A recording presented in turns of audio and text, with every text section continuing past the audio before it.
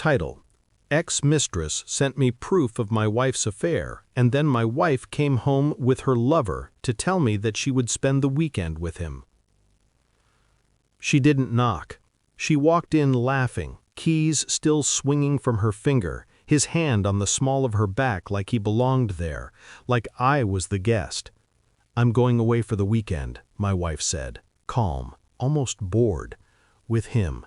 That was it. No apology, no explanation, just a statement delivered while her lover leaned against my doorway, scanning my house like inventory. I remember noticing strange things in that moment. The dust on the bookshelf, the hum of the refrigerator, the way my pulse didn't race. I nodded.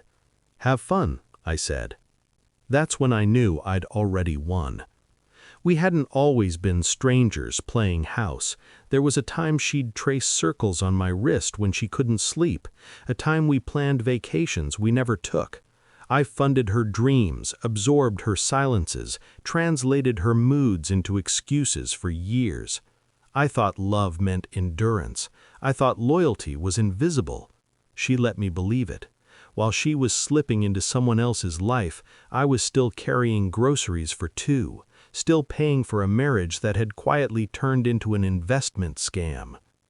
The betrayal hurt, yes, but what hurt more was the casualness of it, the confidence that I would accept it, that I was weak enough to stay.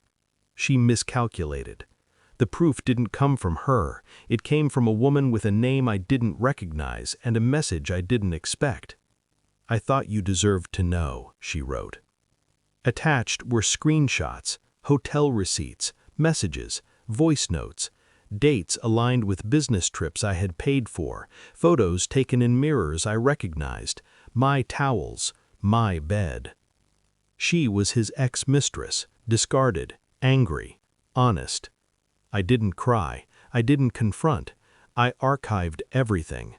Pain is loud at first, then it sharpens, then it becomes useful. I didn't rush revenge. I refined it. I installed cameras under the excuse of home security. She never noticed. I forwarded copies of every message to a cloud drive she didn't know existed. I met with a lawyer I'd known since college and asked questions without emotion. "Assume she lies," I said. "Assume she escalates." He smiled. "Then you're already ahead." I separated finances quietly, shifted assets, documented timelines. I learned how betrayal sounds when it thinks it's private. I learned how fearless people become when they believe you're blind. Every night she came home later, every excuse thinner than the last. I let her believe she was free. The weekend she left with him, I made my final moves.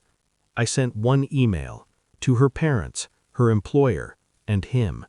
Attached, dates, footage, messages, a clean narrative, no insults, just facts. Then I changed the locks. I didn't rage, I didn't threaten, I waited. They returned Sunday night. She tried the door first, then the bell, then her phone exploded with messages she hadn't seen yet. Her mother crying, her boss requesting a meeting, him calling, panicked. I opened the door slowly. She looked smaller than I remembered. "You ruined my life," she whispered. I smiled. No, I revealed it. Her lover didn't even look at her. He was reading his phone, face pale. His company didn't like scandals, especially documented ones, especially with married women whose husbands keep receipts. He left without a word. I stepped aside and let her in, just long enough to watch her realize there was nothing left to unpack. The divorce was fast, surgical, infidelity clause, evidence airtight. She walked away with what the law required, nothing more. The house stayed mine, the accounts stayed mine, the narrative stayed mine. She tried to speak to me once, weeks later. "I never meant to hurt you." I didn't respond, because by then, hurting her wasn't the point. Freedom was. Now I sit alone in the quiet she once filled with noise. And I don't miss her. I miss the man I was before I learned how precise betrayal can be. But I respect the man it forced me to become. She thought bringing him into my home was power. It was permission, and I used it perfectly.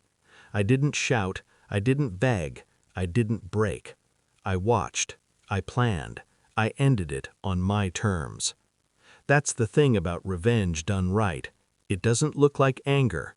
It looks like control.